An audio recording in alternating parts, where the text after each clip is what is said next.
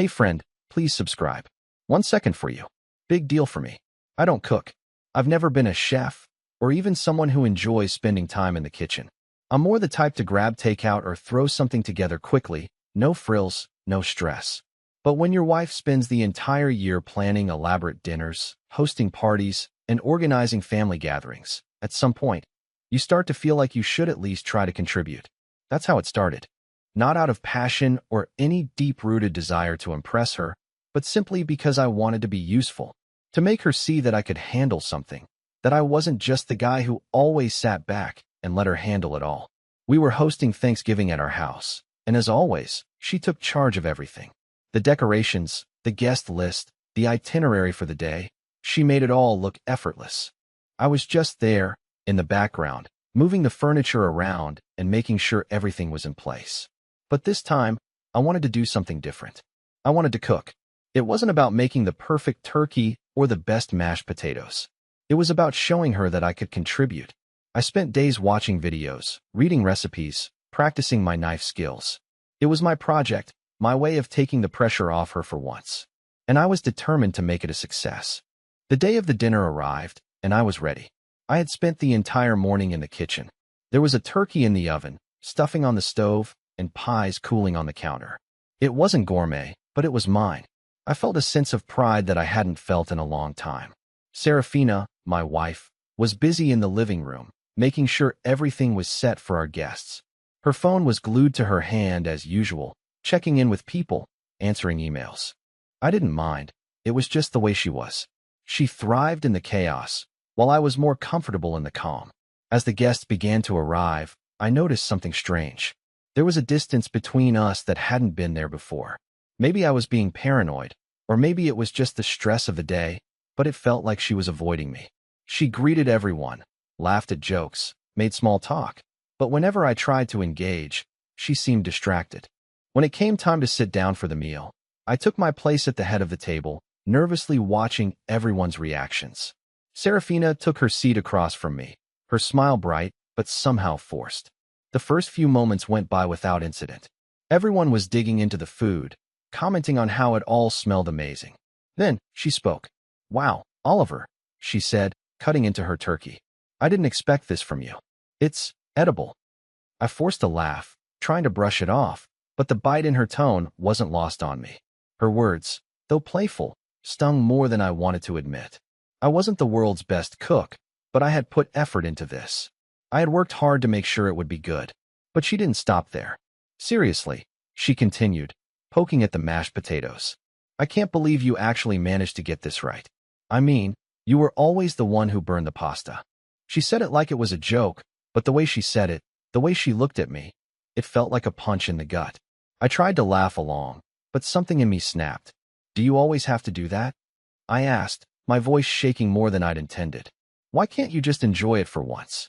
I'm doing my best here." Her face froze, and for a moment, I thought she might apologize. But instead, she let out a small, dismissive laugh and turned her attention back to her plate. "Oh, relax," she said, waving me off. "I'm just joking. Lighten up, will you?" But I couldn't shake the feeling that there was something more to it. There was always something more with Serafina. It wasn't just the food. It was the way she spoke to me, the way she made me feel small, like I was always 2 steps behind her. The night dragged on, and the comments kept coming, each one more cutting than the last. At first, I tried to play it cool, pretending it didn't bother me. But I could feel the anger building inside me. How could she? How could she tear me down like this, in front of everyone, over something so small? Finally, the dessert came. It was a simple apple pie, nothing fancy, but I was proud of it. I had spent hours getting the crust just right, making sure the filling wasn't too runny.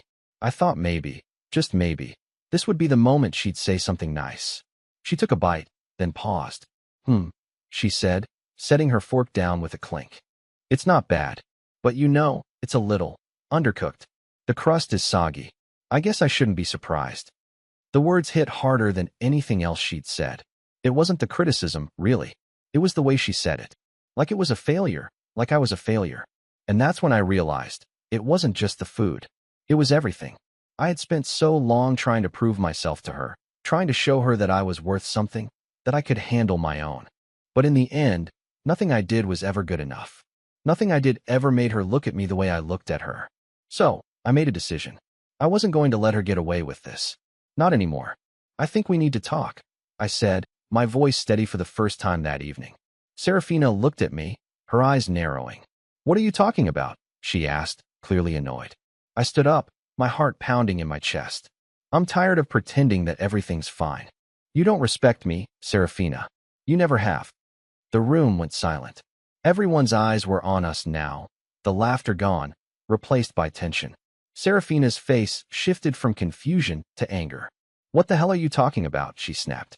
You're being ridiculous. But I wasn't done. You've made me feel worthless for years, like nothing I do is ever good enough. And I've taken it, because I thought I was the problem.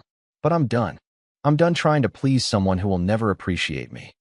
Her face went pale, and for a brief moment, I saw something flicker in her eyes, something close to fear. But before she could say anything, I turned to the rest of the table. Tonight wasn't about the food, was it? I said, my voice loud enough for everyone to hear. It was about how you've made me feel. And I'm not going to sit here and take it anymore. The silence in the room was deafening. And for the first time in a long time, I felt a strange sense of relief. I had finally said the one thing I'd been holding back. The truth. And for once, it wasn't something she could swallow. The room was eerily silent after my outburst, the weight of my words hanging in the air like a thick fog. Serafina's face was pale, her lips pressed into a thin line as she stared at me, not quite angry, but more confused. I could see the wheels turning in her head, trying to figure out what had just happened. But it was too late. I had already said what I needed to say. The tension was so palpable that even the clinking of silverware seemed muffled. I could feel the eyes of our guests on me, some unsure whether to jump in and diffuse the situation, others just watching in stunned silence. No one had expected this, least of all me. Serafina finally broke the silence, her voice a little too calm for my liking. Are you done now? She asked, her eyes narrowing slightly. It was as though she was trying to hold on to some semblance of control, but I could see the cracks forming. There was something deeper beneath the surface, something that wasn't going to be ignored any longer. I'm done pretending everything's fine, I said, my voice steady despite the storm brewing inside me. I'm done being the punchline of your jokes. And I'm done making excuses for why you treat me like I'm invisible. She laughed, but it wasn't a laugh of amusement. It was sharp, cutting. Really? You're going to stand there and act like I'm the problem here? You've always been this way, Oliver. Always so sensitive, so quick to play the victim. The words stung, but I didn't flinch. I'm not playing the victim, Serafina. I'm just tired of being treated like one. I've been nothing but supportive of you, but you've never once given me the same respect. She shook her head, her eyes rolling. You're blowing this out of proportion. It's just a joke. You can't take a joke. That was it, the final straw. You think this is a joke? I shot back, my voice rising. Everything's a joke to you. You think you can just tear me down with your words, and I'll laugh it off? Well, guess what? I'm done laughing. For a moment, she seemed to soften. But it wasn't the softness of someone who regretted their words. It was the softness of someone who had gotten too used to having control over the situation. She sighed, rubbing her temples as if I were giving her a headache. You always overreact, she muttered under her breath. Maybe if you weren't so insecure, this wouldn't be an issue. I was stunned. I had never seen her like this before, so cold, so dismissive. For all the years we'd been together, I had always assumed that no matter what, we had each other's backs. But now, I was beginning to realize how wrong I'd been. Serafina stood up abruptly, her chair scraping loudly against the floor. I don't have time for this, she snapped. I've got guests to entertain. She turned to the table, giving a fake smile to our family and friends. Sorry about this, everyone. I'll make sure we keep things moving along. And just like that, she tried to erase everything. The laughter returned, the chatter resumed, and it was like nothing had happened. But I couldn't shake the feeling of betrayal, the gnawing realization that the woman I had once trusted had never truly seen me for who I was.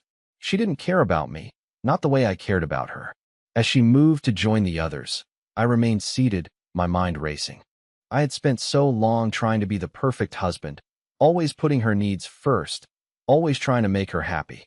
But now, I saw that it had never been enough. I wasn't the man she wanted. Not because I wasn't good enough, but because she had never really wanted to see me at all. But something inside me shifted. I wasn't going to let this go. Not now. Not ever again. I had spent so many years trying to be the husband she expected, the one who always supported her, who always smiled through the insults. But now I saw the truth. And the truth, as much as it hurt, was that I deserved better. As the night went on, I kept my distance, sitting quietly while the evening unfolded around me. Serafina was busy, charming everyone with her usual charisma, but I could see the cracks. The way her smile never quite reached her eyes. The way she fidgeted when she thought no one was looking. She was the one who was uncomfortable now, not me. Dinner was over, the dishes cleared away, and everyone began to relax, lounging in the living room. But I couldn't shake the feeling that I was playing a role I didn't want to be a part of anymore. I knew I couldn't let this go on any longer. Something had to change. And for once, I wasn't going to sit by and let her control the narrative. The truth wasn't just about the food, it was about everything.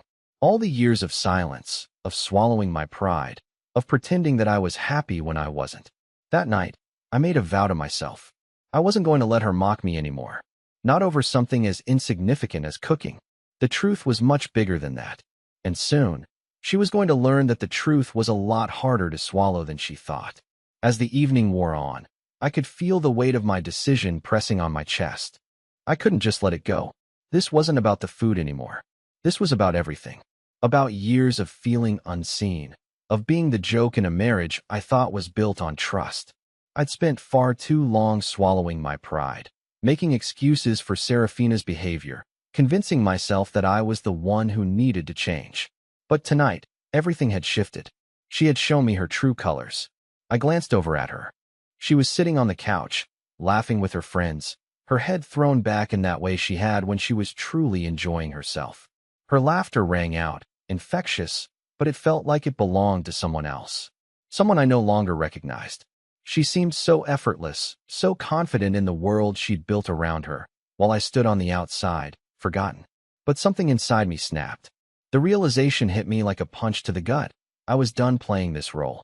I didn't want to be the person who always accepted the scraps. I didn't want to be the one who was content with being mocked, with being minimized. No more. I stood up, my heart pounding, and walked over to the small bar we had set up. I poured myself a drink, just enough to steady my nerves. I needed to think. As I returned to the living room, I noticed Serafina's eyes flicker toward me. She gave me that familiar, practiced smile, the one that didn't reach her eyes. "You okay?" she asked, her voice sweet but tinged with something else. Maybe guilt, maybe mockery.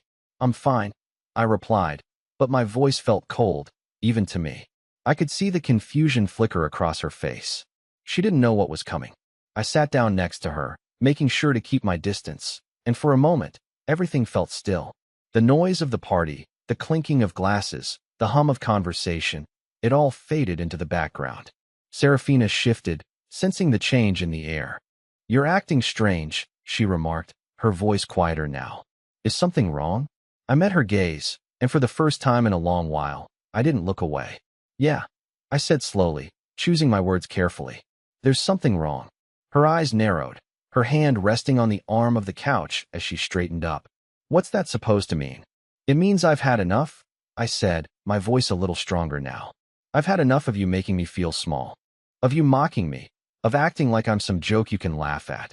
Enough of pretending everything's fine when it's not." Serafina blinked, clearly thrown off. Her smile faltered, and for a moment, I saw something I hadn't seen in years, genuine surprise. "What are you talking about?" she asked, the edge of annoyance creeping into her voice. I could feel my heart racing, but this time it wasn't fear, it was clarity. "I'm talking about how I've spent years trying to make you proud, trying to fit into this image you've created of what I should be. But it's never been enough for you, has it? No matter what I do, you find something to pick at, something to tear down." Her expression shifted then, from confusion to defensiveness. "I don't know what you're talking about," she said, her voice rising now. "You're being ridiculous. You never what?" I cut her off, leaning in slightly. "You never make me feel like I matter? You never treat me like I'm anything other than a stepping stone for your own success?" The room fell silent. I could feel everyone watching us now, waiting for her response, waiting for something to break the tension. But Serafina just stared at me, her mouth slightly open, unsure how to react.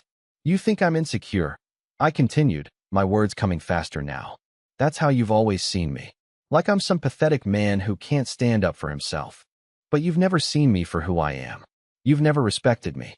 Her gaze flickered toward the group, her eyes narrowing. This is absurd.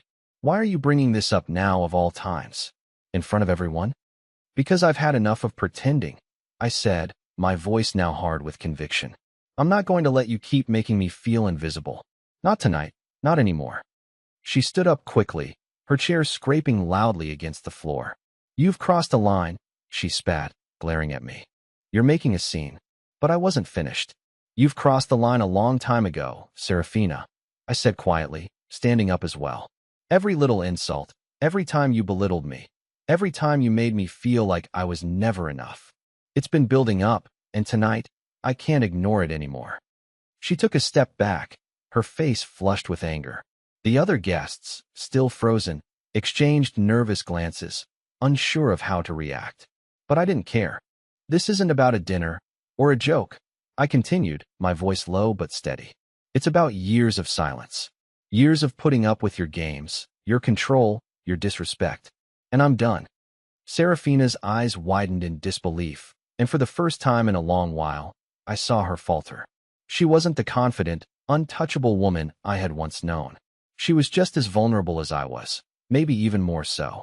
I'm done, I repeated, my words final. She didn't say anything else. She didn't need to. The truth was out there now, hanging in the air between us. It wasn't about the food. It wasn't about the holiday dinner. It was about the years of hurt I had buried inside. The years of pretending that everything was fine when I was drowning in silence. And as I looked around at the faces of our guests, I knew one thing for certain. Things were never going to be the same again. The room was still. Not a single person moved or spoke. The silence was deafening, almost suffocating. I could hear the distant hum of the refrigerator, the sound of my own heart pounding in my chest, but it all felt so distant. Serafina was standing in front of me, her face flushed with anger and disbelief. Her mouth opened and closed as if she couldn't find the right words. I didn't care anymore. For the first time in years, I felt alive. It was like a fog had been lifted, and I could finally see things clearly. I had been carrying this weight for so long, always pretending everything was fine, always making excuses for her. But now, the truth was out, and I wasn't going to back down. Serafina took a step back, her gaze flickering between me and the guests who were still staring, their eyes wide with uncertainty. She opened her mouth, probably to say something sharp, but the words never came. I could feel the tension in the air, thick and almost tangible. I watched as she swallowed, trying to regain some composure, but it was clear she didn't know how to handle this. Oliver, she started, her voice trembling, but she couldn't finish the sentence. Instead, she turned on her heel and walked toward the door, her steps quick and uneven. I could see her fists clenched at her sides. She was furious, but I wasn't afraid anymore.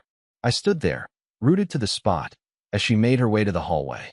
Her heels clicked on the floor with each step, and I could feel the weight of her fury in every sound. I didn't chase after her. I didn't need to. I had said everything I needed to say, and now, she was going to have to deal with the consequences of her actions. The guests were still staring, unsure whether to speak or leave, but the damage had already been done. I didn't need anyone's approval. I had done what I should have done years ago. I turned toward the table, grabbing my drink and taking a long sip.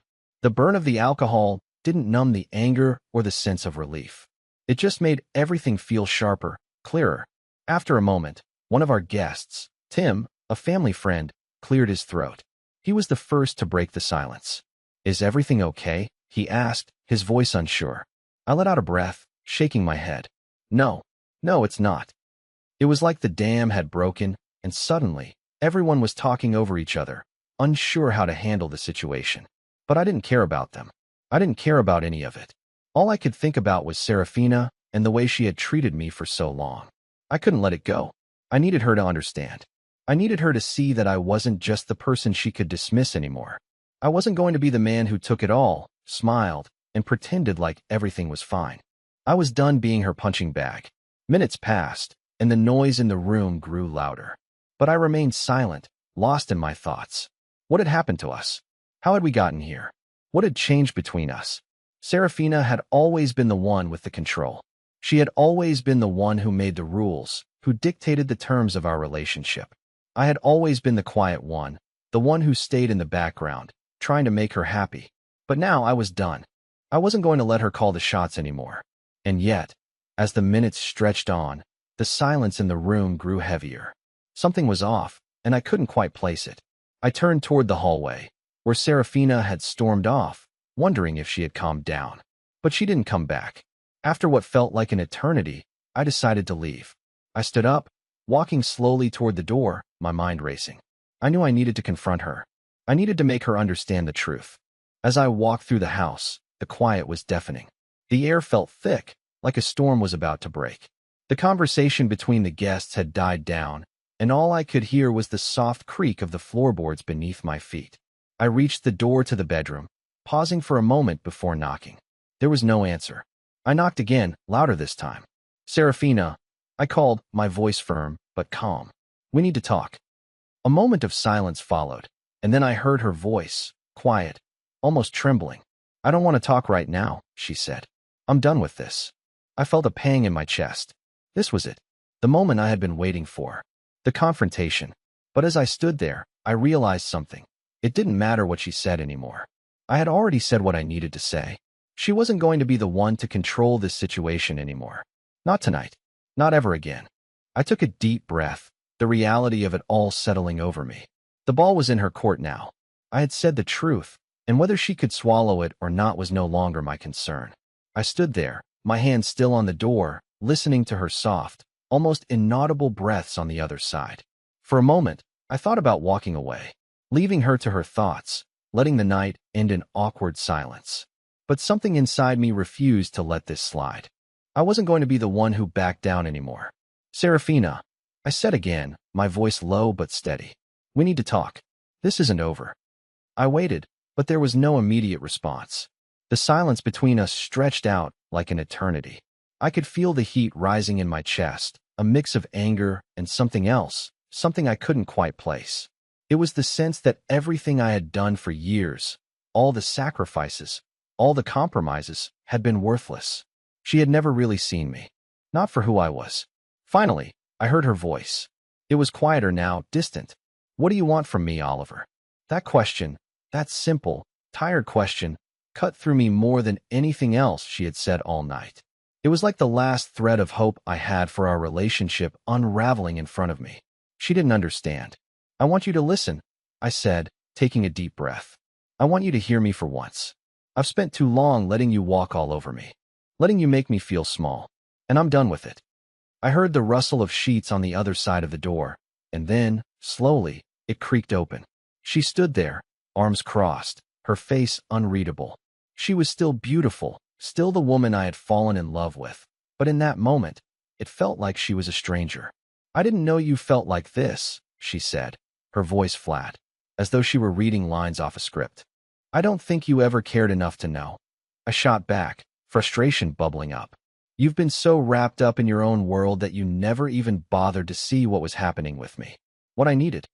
She took a step back, almost like she was preparing to defend herself, but I didn't let her. "Not this time. I've always been here, Serafina," I continued, my words coming faster now. "Always trying to please you, trying to be the husband you wanted, but you were never satisfied. Nothing I did was ever good enough, and now I'm done. I can't do this anymore." Her eyes flashed with something, anger, guilt, or maybe both, but she didn't speak. She just stood there, her arms still crossed, her posture defensive. "I didn't mean to hurt you," she said, her voice quieter now. "I never did." I could see the struggle in her eyes, but I wasn't going to let her off the hook. "You didn't mean to, but you did. And that's what I can't ignore anymore. The way you made me feel, like I was always less than you, like I had to constantly prove myself." Her lips trembled slightly, and for a moment, I thought she might finally say something real. But instead, she turned her back to me, walking toward the window. "Maybe I never realized how much I hurt you," she said softly, almost to herself. "But that doesn't change anything, does it? What do you want from me now, Oliver?" I stepped closer to her, my heart racing. "I want you to admit it," I said, my voice breaking slightly. I want you to admit that you've been cruel, that you've taken me for granted, and that it's time to stop pretending everything's okay. She didn't turn around, didn't even flinch. I'm not asking for forgiveness. I continued, my words more fragile now. I just need you to understand. I'm not the man I used to be. I'm not the guy who will let you walk all over him anymore. Finally, she turned, her face softening. There was something different in her eyes now, something closer to regret. I never meant to make you feel that way, she whispered. I never wanted to hurt you. I looked at her, really looked at her, and in that moment, I realized something. This wasn't about us anymore. It wasn't about what she had done or what I had done. It was about who we had become. Two people who had drifted so far apart, who had lost sight of each other. I don't think we're the same people we were when we started, I said quietly. She didn't answer. She didn't need to. I stepped back, my heart heavy but clear. It was time to let go. The truth had been spoken, and whatever happened next was up to her. It wasn't about getting an apology anymore. It was about knowing that I had finally stood up for myself. And as I turned to leave, I knew one thing for sure. I wasn't going to be the same man I was when I walked into that dinner. The truth wasn't something that could just be swallowed. Not by her, not by me. And whatever came next, whether it was the end or a new beginning, was going to be on our terms. Not hers. Not mine. Ours. I didn't wait for her to speak again. I couldn't. The words were already hanging in the air, thick and heavy, and I felt like I'd said everything I needed to say. I turned and walked toward the door, my heart still pounding in my chest. There was a strange calm settling over me, but it didn't feel like relief. It felt like finality. The kind of finality that comes with knowing you've crossed a line, and there's no going back. As I reached the door, I heard Serafina's voice, small and hesitant. "Where are you going?" she asked. I paused for just a moment, not turning around. "I'm going to get some air," I said, my voice steady. "I need to think." I didn't give her a chance to respond. I left, stepping out into the cool night air. The streetlights outside cast a faint glow, the world outside seeming to hold its breath. The air was crisp, almost biting, but it felt good against my skin. It felt like I was finally awake, like I had broken free from something that had been suffocating me for far too long. I walked aimlessly, trying to clear my head, trying to process everything that had just happened. What now? What did I even want from this point forward? For so long, I had been caught in the cycle of trying to be the perfect husband, the one who could handle everything, who could make Serafina proud. But it had never been enough. I had never been enough. I found myself at a small park, sitting on a bench, looking out at the empty swings swaying gently in the breeze. I didn't know how long I'd been sitting there, but it felt like hours. I didn't hear my phone ringing at first. It was only when the screen lit up that I noticed it was Serafina calling. I hesitated for a moment before answering. "Oliver," she said, her voice strained. "Can we talk? Please?" I took a deep breath. I hadn't expected this. After everything that had happened, I wasn't sure what she had left to say, but there was a part of me that still wanted to hear it. I couldn't deny that. "I'm listening," I said quietly. I don't know what to say," she stammered, her voice shaky. "I never meant to hurt you. I didn't realize how bad it had gotten." I could hear the uncertainty in her voice. It wasn't the confident Serafina I knew. This was different. This was vulnerable. "I don't know if I can fix this," she continued. "But I want to try. Please, Oliver. Come home." I closed my eyes, letting her words sink in. The truth was, I didn't know what to do either. Part of me wanted to forgive her, wanted to believe that things could be fixed. But another part of me, the part that had spent years watching my needs come last, wasn't so sure. "I don't know if I can come back, Serafina," I said, my voice softer now. "I need time. I need space to figure out if this is something we can even fix." There was a long silence on the other end. "Okay," she finally said, her voice barely a whisper. "I understand. Take all the time you need. Just don't leave me." I didn't respond right away. Part of me wanted to say something reassuring, something to ease her pain. But the truth was, I wasn't sure what the future held. I wasn't even sure what I wanted anymore. "I'll be back when I'm ready," I said, my words steady but distant. "But right now, I need to figure things out." I hung up before she could say anything else, my heart heavy with uncertainty. It was like a door had been opened, and now I was standing on the edge, unsure whether I should walk through it or leave it closed. The night felt longer as I sat there, the weight of my decisions pressing on my chest. I had confronted her, had finally said what I needed to say, but that didn't mean the answers were any clearer. The truth was, I didn't know what was next. I didn't know if I could forgive her. I didn't know if I could ever go back to the way things were. But for the first time in a long time, I felt like I was in control. And that alone gave me a sense of power I hadn't realized I'd been missing. Whatever happened next, I knew one thing for sure. I wouldn't be the same man who walked into that dinner. I didn't go back that night. Instead, I drove. No destination in mind. Just miles of empty road, the glow of streetlights passing like slow blinks in the dark. It wasn't like me to disappear. Normally, I'd text her if I were 5 minutes late. But something about that night felt final. Like if I returned too soon, the silence would swallow me whole again. I ended up in a parking lot outside an old 24-hour diner. The kind with buzzing fluorescent lights and cracked vinyl booths. I sat alone at a corner table, nursing a bitter coffee that had clearly been sitting too long on the burner. Across from me, a couple laughed over pie, oblivious to the war going on in my head. I should have felt relief. I had finally spoken my truth. But something gnawed at me, something I couldn't quite name yet. I pulled out my phone, stared at the screen. No new messages. No calls. Nothing from Serafina. For a second, I wondered if she was sitting at home just as shaken as I was. But I doubted it.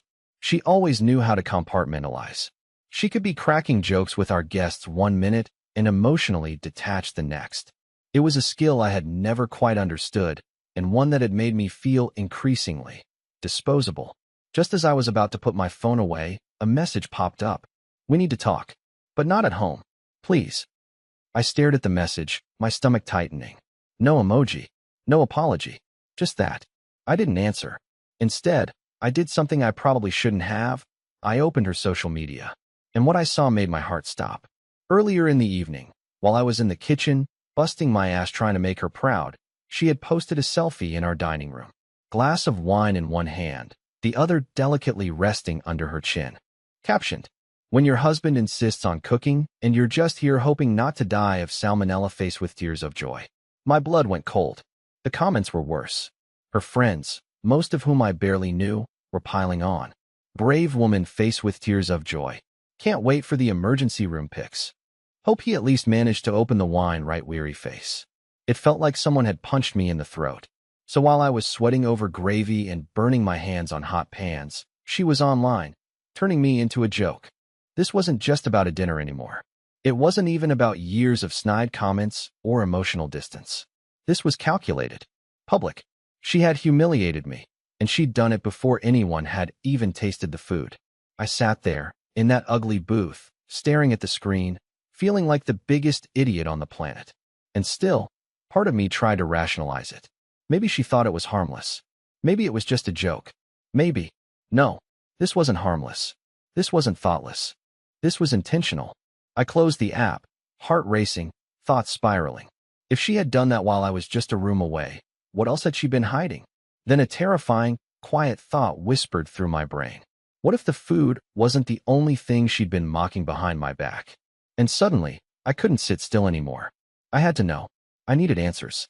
Because I had this sinking feeling that what happened at dinner was only the surface. And the truth? It might turn out to be far worse than anything I'd said out loud. I didn't go back to the house that night. I couldn't. Instead, I spent a few more hours driving aimlessly until I finally pulled into a parking lot by the beach. It was just past midnight, and the world felt frozen, quiet. The moonlight was sharp on the water, and I felt a calm, almost therapeutic emptiness wash over me. It was like the universe had paused, just for me. I couldn't stop thinking about that post. The words, the comments, each one a jab I couldn't undo. I had spent so much time trying to fix things, trying to be a version of myself that would make her proud, but in the end, I wasn't the one who was broken. She was. I didn't care about the joke anymore. It wasn't the food, or the dinner, or even her mocking posts that mattered. What mattered was how she had never really seen me. How she had used me, chipped away at my self-worth over the years, and treated me like I was just someone there to fill a role, until the moment she needed to elevate herself at my expense. But it was over now. I was done. I took a deep breath, sitting in my car, feeling a strange calmness sweep over me. I wasn't the same person who had walked into that dinner hours ago. I wasn't that quiet, small man who had let her dismiss him. I had spoken my truth, and that was the first step toward taking control back. I looked at my phone one last time. She had sent another message. Oliver, I'm sorry. I realize now how hurtful I've been. Please come home. Let's talk. For a second, I thought about responding. I thought about going back, about maybe fixing things. But then, I remembered the years of silence. The constant undermining. The way she had treated me like an afterthought, a joke to laugh at. I didn't owe her an explanation anymore. I didn't need her validation. I had spent too long trying to get her to see me, and it was clear now, she never would. I didn't answer her. Instead, I started my car and drove back to my apartment. The weight in my chest had lifted, but it wasn't a sense of relief. It was a quiet victory. I had finally stopped playing her game. The next morning, I packed a few things and made plans to meet with a lawyer. It wasn't a decision I made lightly, but I knew it was time. I wasn't going to let myself be gaslighted or belittled any longer. Later that week, I got a call from her. This time, her voice was different. Not the sharp tone of someone who was controlling the situation, but the voice of someone who knew they had lost. She apologized again, this time with real regret. I was wrong, Oliver, she said softly. I was selfish. I don't expect you to forgive me, but I hope you can find happiness again. You deserve it. Her words stung, but this time, it wasn't because of the hurtful things she'd said. It was because I knew she finally understood what she had done. But it didn't matter anymore. I wasn't going to allow myself to stay in a toxic relationship just for the sake of comfort. A few weeks later, I filed for divorce. It wasn't just for me. It was for the version of myself that had been buried beneath the weight of her criticism. It was for the man I was becoming. The man who stood up for himself, who chose self-respect over appeasing someone who had never truly loved him.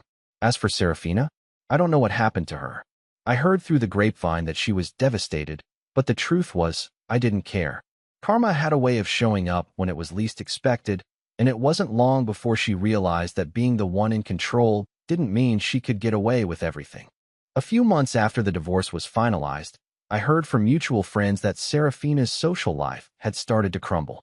She had lost connections, people had distanced themselves from her, her sharp, cutting nature had worn too thin. Meanwhile, I found peace. I didn't have the answers to all my questions, but I was finally living for myself, free from the weight of her constant undermining. I focused on the things that mattered: work, friends, finding joy in the small moments. And in time, I found someone who truly appreciated me. It wasn't revenge, it wasn't some grand act of justice. It was something simpler, my own growth, my own journey to happiness. And in the end, that was the best form of justice I could have asked for. For once, I wasn't the punchline of someone's joke. I was the one who walked away with the last word. And that was enough. Please like the video and share your thoughts in the comments. I read them all.